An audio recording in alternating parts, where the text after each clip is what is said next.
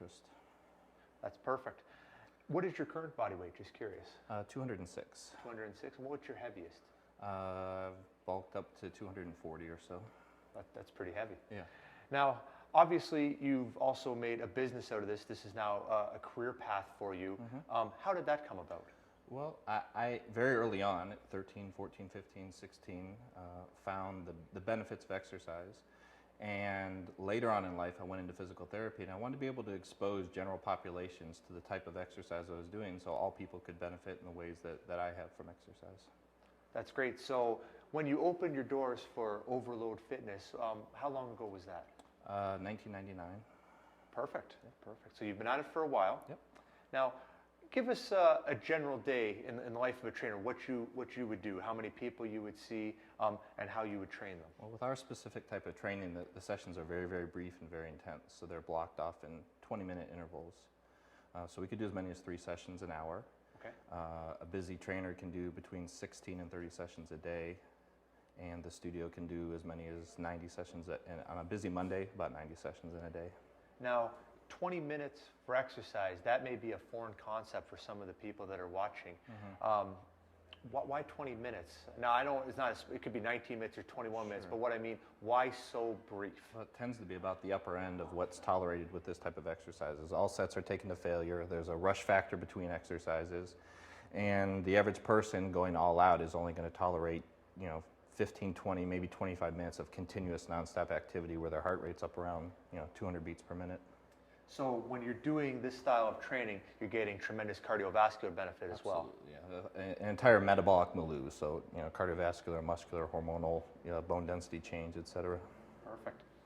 I want to just shift gears a little bit. So you are, again, a natural Mr. USA. Yep. You are a lifetime drug-free bodybuilder. Yep. How did you get into the actual sport of bodybuilding? Which, again, for those who don't know, everyone who goes to the gym who's using resistance, they are ultimately a bodybuilder. They are looking to change their physique, hopefully in a positive manner. But Josh has competed. He's gotten upstage. He's presented himself against other athletes. How did you get into the sport of bodybuilding? When I was around 19, a friend of mine at a local gym was competing. I went and watched the event. I found it intriguing. I found it something that I wanted to do. So when I was 21, so now 22 years ago, I did my first contest, which was the Mr. Natural Ohio. And now I've been competing, like I said, 22 years in the sport now. How many shows, can you tell offhand how many shows you've done? Yes, probably 30 or 40. 30 or 40 shows. Now, I know that with the bodybuilding, you have to diet very, very strictly. You have to get exceptionally lean. Maybe you could share with us a little bit with your experience of what it feels like to be that lean. I know energy levels are very low, and a little bit about how you feel when you're doing that. The primary thing you feel is hungry. Hungry. you tend to stay hungry most of the time, but you try to eat foods that are volume dense but not calorie dense, and that's a way of kind of tricking yourself to get through the day. Right. So you can't use the junk food, because if you only have a limited number of calories to get everything you need to try to hopefully still rebuild some muscle, you have to make sure that it's as nutrient dense as possible. Something like a donut, when you're on a calorie deficient diet, it's really wasted calories, and it's going to really hurt the way you're feeling. I consult a lot of bodybuilders, and I give them a macronutrient and calorie range to hit. So I tell them how much protein, carb, and fat I want. I say pretty much you can pick the food you want, but it's like a bank account. A donut is very, very, very expensive. Right. So let's say if I got up and I had a half a donut for breakfast, I'd look at my calories for the rest of the day, and I haven't spent them very wisely. Right. So I treat it just like I treat my finances. Right. And I want to make wise choices so I get a lot of volume and not a lot of calorie density, because the only way you can get leaner is to be in calorie deficit. So therefore, we have to maintain that over time. Usually for a bodybuilding contest, 12 to 16 weeks of being in deficit. Right. A fantastic analogy, by the way. I think that's the best way I've heard it. I want to talk a little bit about your training for bodybuilding. Now, we're going to show a little bit later in the episode what you're doing currently, but I want you to talk a little bit about the evolution. What did you do when you first started training, and how did that eventually progress? You've been at this for a couple of decades now. When I first started working out, I did it very conventionally with barbells and dumbbells and free weights. And conventional gym wisdom coming down from the Arnolds of the world was that you trained a couple hours, 2-3 hours a day, and you split up your body parts and you trained 6 days a week. And as time went on and things evolved, I learned more about training more intense briefer and safer ways. So now I train a lot less frequent. I train with the methods that we're going to demonstrate later, and the sessions are just twice a week now, which is very different from most bodybuilders and what they do. Right. Now, when you train twice a week, how does that change the calories? I remember I'm in the kind of the same boat as you. You read the muscle magazines. You were, again, reading what Arnold and Ferrigno and Colombo and what these guys were doing, and it probably wasn't them writing it anyways. Sure. But you get to a point where you just cannot progress past that, and then you're looking for better ways of training, and the same evolution. You learn that the recovery, what happens outside the gym, is where the muscles really grow. And I'm just curious, what got you to that point? I know for me it was just I couldn't get above 200 pounds. That was my sticking point. And once I backed off from the amount of time I was in the gym, I was able to then increase body weight. I'm curious, what got you to that point? What was your line of thinking? Well, there's a couple things. Number one, I incurred a lot of injuries doing it the high volume route. My body was just more fragile than other people. But do realize there's a give and take with both methods. We talked about the guys that are barbell training 2 to 3 hours a day versus me, maybe only 40, 50 minutes a week. They probably can consume more calories than I can. Right. So I may have to be more strict with my diet because I'm basically sedentary. Right. You know, I train people all day and I do my sessions. So there's a give and take on both ends. But I found for me personally, for the longevity in the sport, now doing this 22 years, the health of my joints and the efficiency of my time, that training in a higher intensity fashion, less frequent, is better for me personally. Perfect. The last thing I want to talk about is you're the owner of Renaissance Exercise, and for those who don't know, this is a system of training and also an application of very high-end exercise machines. How is this progressing with your bodybuilding? How is this style of training, which we're going to show in a minute, how is it affecting your bodybuilding? It's the most intense, brief, safe way I've found to train. When we demonstrate the methods, you'll see that we train in a very, very specific way. The equipment was built to accommodate muscle joint function, to address specific musculature, but also to be able to train this method that we're demonstrating.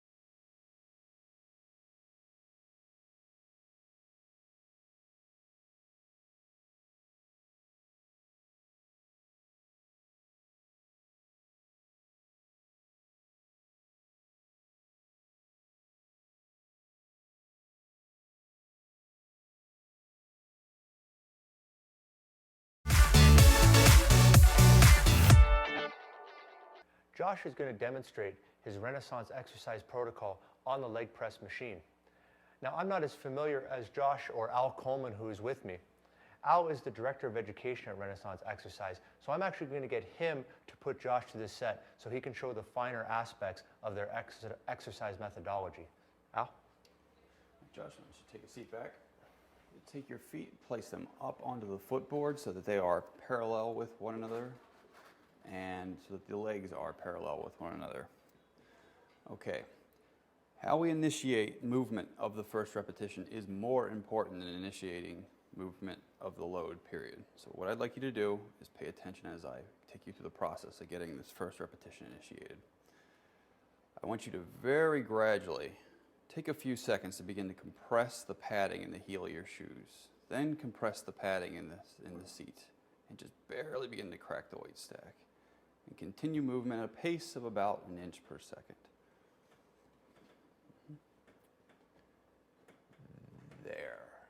Smoothly change direction and return at that exact same pace.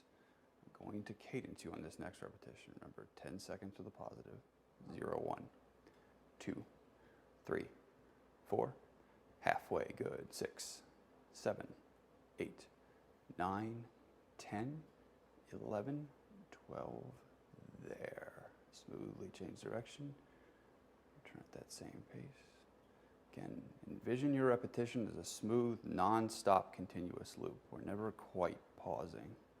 Barely touch, barely start. Very good.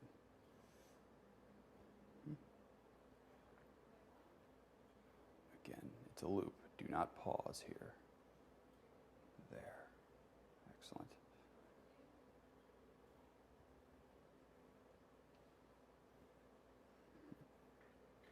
Excellent. 0, 1, 2, 3, 4. Halfway. 6, 7, 8, 9, 10, 11. There.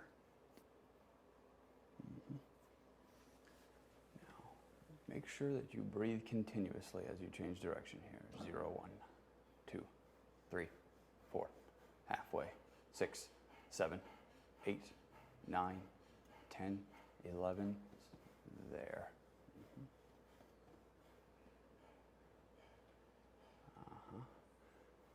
Again, barely touch, barely start. Do not allow this to bog down. Keep thinking right through your heels. We're beginning to fade here. There. Like you do. Slow down. Follow the pace of my count. 0, 1, 2, 3, 4. Halfway. 6, 7, 8, 9, 10. Ease back. We just had Josh demonstrate his style of exercise on a leg press machine. We're now going to get him to do it on a pull down. He obviously uses this for both lower body and upper body exercise. Again, I'm going to have Al Coleman help him with the training. This is a style of training where we normally have a trainer with us to not only help us push the intensity, but to make sure our form is absolutely perfect. Al? Josh, I'm going to hand the load to you in the mid-range here. What I want you to do is very gradually begin to apply force downwards on the handles as I let go of mine. And I hand it to you. That is yours. Begin to allow your arms to straighten into extension or the starting position. When I say the word there, I want you to barely change direction. There. Continue pulling down at a pace of about an inch per second until I cue you to arrest movement. Stay there.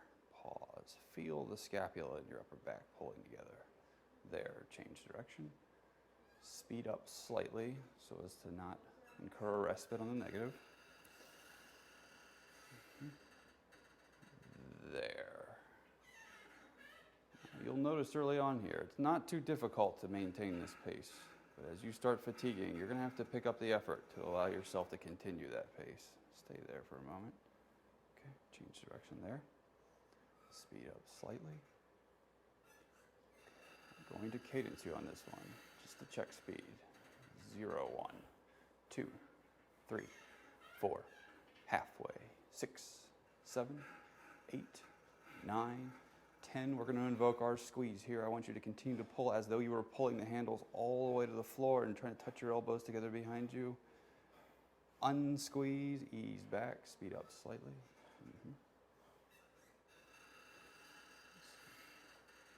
There. Do not let that movement speed bog down. It's starting to drag a little. Start pulling the scapula together tighter and tighter. Try to surpass your previous squeeze. Congest into yourself. Unsqueeze, ease back.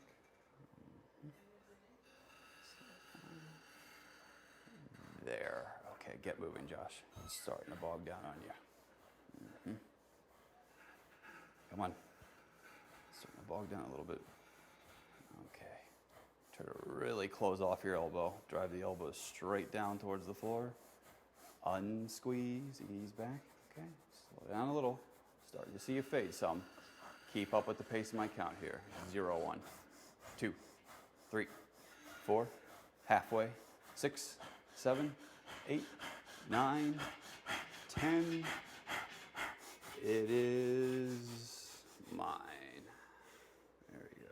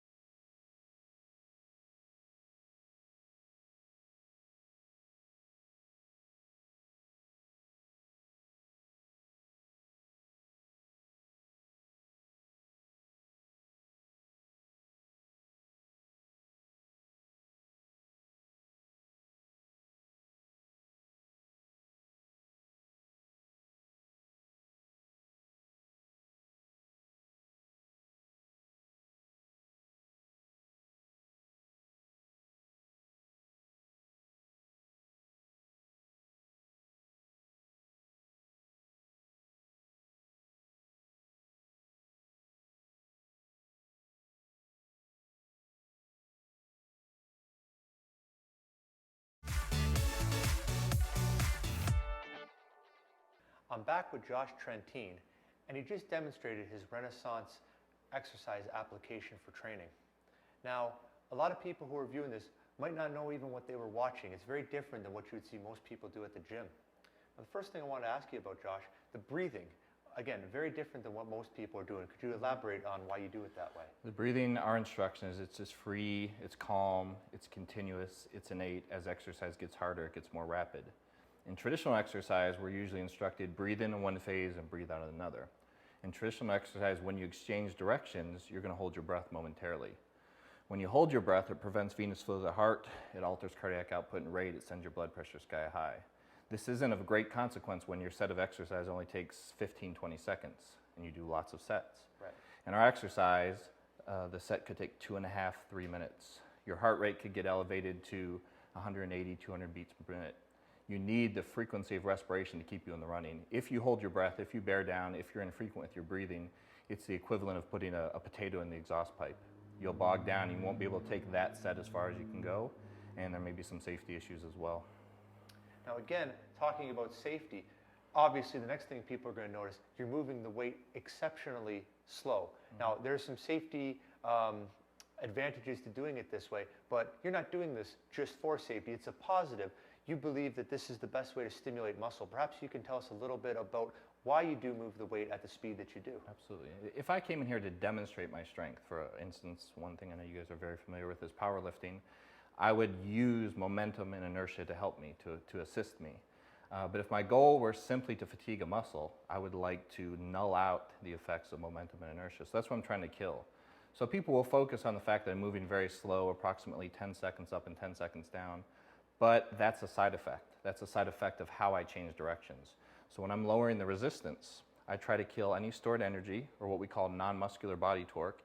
And as that evaporates, it becomes pure muscular effort, and the representation is very slow, and it's very, very intense. And I think it's the best way to stimulate muscle by keeping continuous tension on that particular muscle, and I think it's safer for your joints as well. So although we are still looking to progress in resistance, the overall amount of resistance is really secondary to how you're using it and the tension that's placed on the muscle. Yes, yes. I mean, intensity is more important than the forces imposed upon you. Perfect. I want to talk a little bit about the history. How did you come about to use this style of training? We know a little bit that there was a style of training called super slow. The founder was Ken Hutchins, and you work with Ken. And this is really the evolution of that style of training. Perhaps you can give us a little background in the history of this. Well, Ken Hutchins worked for Nautilus. I think everyone knows what Nautilus is. Yep. And in 1983, Nautilus had to do an osteoporosis study, and they were concerned about the fragile nature of the women, so they had them train much more slow and controlled. And those were the first stages of the evolution of the super slow method. Ken Hutchins supervised this, and later in 1989 went on to write the first super slow manual. In the mid-90s, I went and studied with Ken, and it's just been a constant progression from then. So what we were calling super slow then, which is basically a method that people would just focus on going 10 seconds up and 10 seconds down, has become much more refined in our instruction and the equipment that we use to get the best effects from the specific style of training. You touched on something that I want to get into. I have a lot of people that come to the gym, mostly women, and osteoporosis is a major concern. Perhaps you could talk a little bit about the benefits of progressive resistance training for these people. Well, if we axially load the skeleton, or if we put muscular stress on the periosteum of the bone, we send signals to remount bone mineralization, and then osteoblasts and osteoclasts form, and if the nutrition's there, calcium, vitamin D, etc., the body can materialize more bone.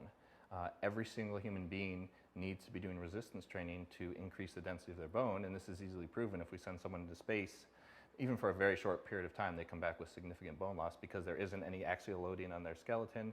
The gravitational forces aren't pulling on their muscles and the periosteum of the bone to remount mineralization. The body's constantly building and shedding tissue, whether it's skin cells, hair cells, bone cells, it's the same way. And if it's not getting the signal, it's not going to remount. So strength, exercise, and nutrition are paramount for our bones. Absolutely. That's fantastic. I also want to talk a little bit about, now I had you demonstrate the leg press and the pull down behind me. Now, you have actually designed and developed a whole series of exercise machines specifically for this style of training, this Renaissance protocol. Could you tell us a little bit about the advantages of using these very high caliber machines as opposed to just using a free weight? The primary advantage is a broader stroke of the population. A very, very strong person who has good muscular control can get tremendous benefit from doing super slow or Renaissance exercise with chin-ups and pull-ups and dips and body squats. But with conventional exercise, there can be sticking points when you do it so controlled. So we designed equipment to remove any sticking points and be able to customize more to the user. And then we also deal with populations that have osteoporosis and have shoulder problems and joint problems. So with high-end equipment that has a milieu of adjustments, we can hit a broader stroke of the population. And currently, the equipment's being studied at Johns Hopkins University for osteoporosis and arthritic research, and the University of Alabama, Birmingham, with these populations specifically. Getting back a minute for your bodybuilding career, how long have you been doing this style of training, and how has it affected your results? I started initially, my first workouts were in 1983. So from 1983 to approximately 1992, I did a more traditional type of exercise. And then we see 1993, 4, and 5, I'm doing something pretty close to this. From 1997 till current, this is exclusively how I've trained, and that's where I've made most of my gains. Many people are in their best shape in their early 20s, mid, late 20s, and I'm in my best shape in my mid 40s, so I think this has really paid some dividends, and I think it allows for me to have some real longevity and continue to go forward with this. Moving forward, you're going to continue with this style of training, and again, I liked how you touched on longevity. I say this to people all the time, even if the fast ballistic style of training was the most result producing, let's just argue that it is for a second. We always have to look at within the realm of safety. And if, say, you got results over a 2-year period by doing, the Olympic lifts, very explosive lifting, how that affects your joints, how that affects your whole body. We don't want to have what's called broken down weightlifter syndrome, where you see these guys they were in the training rooms for years, and they may even have muscle, but they have bad posture, their joints are gone, their knees are gone. There's really no reason why you can't do this for another 40, 50 years and keep the benefits up, is there? A very, very strong lever is time. And if we can lever consistent effort in a safe way over time, I think we can manifest more gains and in a way that people aren't used to. People aren't used to seeing you in your best shape in your 40s and 50s. And I know plenty of bodybuilders, 52 years old, 53-year-olds, are better shape than guys in their 20s. So we have to find a way to sustain. And to me, the program is only as good as its sustainability. If you can only do it for a year, if it's P90X and you're getting beat up from those type of things or what have you, to me it's not a long-term plan. That's perfect. Last thing I'm going to ask you is, you've been in the sport for a long time. You've seen its evolution. Now, obviously, there are some pro ranks where these guys can use as much drugs as they want. Steroids, growth hormone, insulin. Really, the sky's the limit, and they've ballooned up to 300-pound athletes. But the younger generation doesn't seem to be coming into the sport. Where do you see the future of bodybuilding going? Traditional IFBB, Mr. Olympia bodybuilding just isn't approachable to the general population. They look at those guys, and it's not something that they ever could see themselves wanting to attain, nor attainable because of the genetics and the drug use. I see natural bodybuilding as a much more marketable avenue, guys that are my size and look athletic. But the reality, that hasn't caught very much attention either. It seems to be that the mainstream is most interested in these physique competitions nowadays. So now they have, in the Mr. Olympia, they have physique, where you still have to be extremely conditioned, you still have to be extremely heavily muscled, but you don't go through the bodybuilding poses as the other guys do. Maybe it's a little bit more pageantry, but that's what the mainstream actually seems to want to see. Right. Is a smaller athlete, a more muscular athlete, and a more marketable athlete. So I don't see bodybuilding going, bigger, bigger, bigger. I see the masses actually getting drawn to the physique athletes and the natural bodybuilders per se. Yep, I agree with you, Josh. Josh, I want to thank you for being on the show. If the viewers want to get in touch with you, if they want to learn more about your style of exercise, what would be the best way that they could reach you? www.renex.com, RENEX.com, and www.overloadfitness.com. Perfect. Again, Josh, thank you very much for being on the show.